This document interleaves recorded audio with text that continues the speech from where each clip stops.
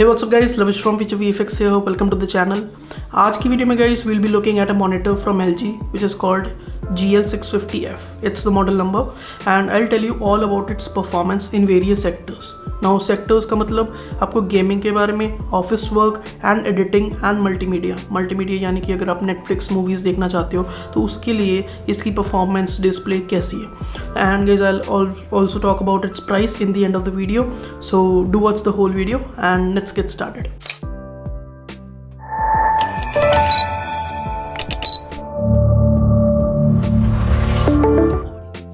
Now guys, this monitor comes from LG. It is 27-inch full HD monitor. Full HD यानी कि 1920x1080p इसका resolution है guys. ना आपको ये बात स्टार्टिंग में ही बताना चाहता हूँ कि 27 इंच है, नॉट द ऑप्टिमल 24 इंच. तो गाइस यहाँ पे काफ़ी जो हमारे यूज़र्स होते हैं वो चाहते हैं कि 27 इंच में हमको 1440p रेजोल्यूशन मिल जाए यानी कि 2K resolution.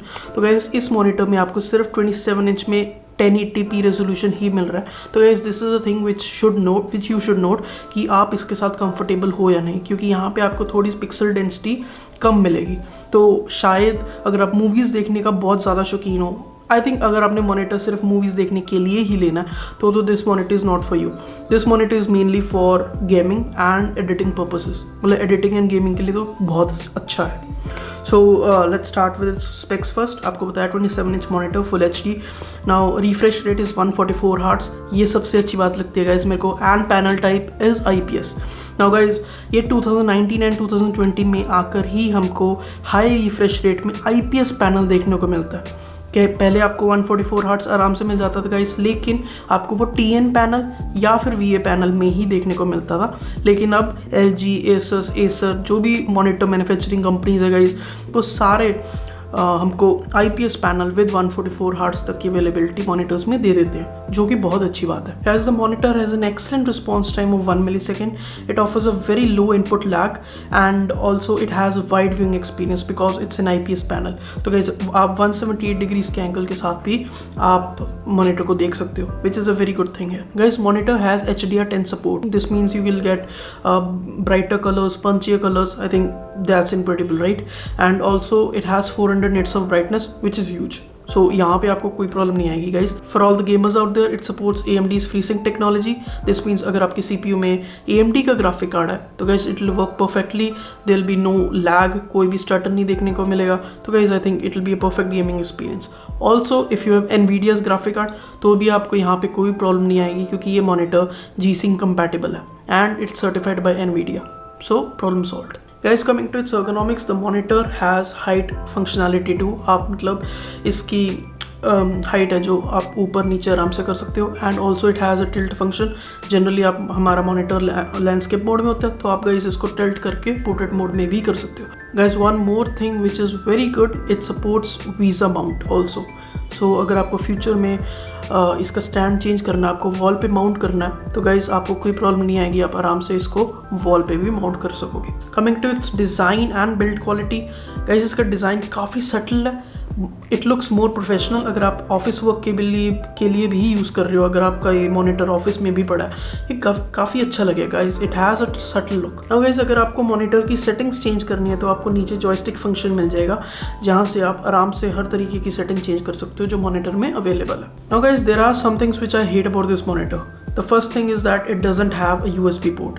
Now personally this bothers me a lot because I need a USB port in a monitor. I have a mouse and a keyboard which I do not want to plug it in my laptop. I want to plug that in my monitor, so that I can't do it.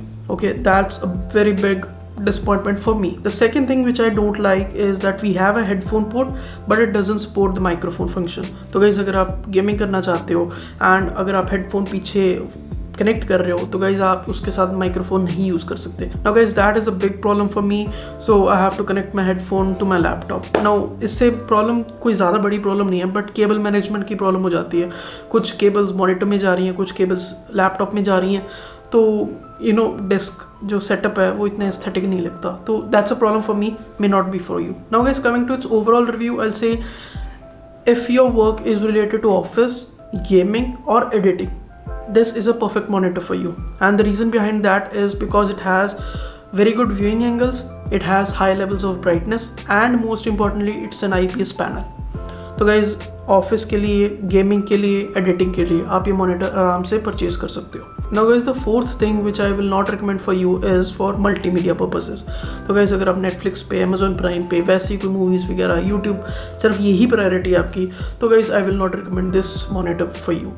And the reason is because it's a 27 inch, which is a good thing, but it's a full HD resolution. So it doesn't offer 1440p resolution, that is 2K.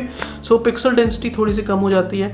I think for me I like big screens. Okay, so 27 inch is suitable for me. अगर मेरी priority multimedia होती, Netflix movies देखना होती, तो भी मैं guys यही monitor choose करता, क्योंकि गाइस इसकी प्राइस भी ठीक ठाक है एंड साइज़ भी बड़ा है. तो this is a perfect monitor for me as well.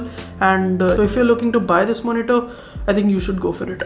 Now lastly, coming to its price, on Amazon you can find this monitor for 23,000 rupees.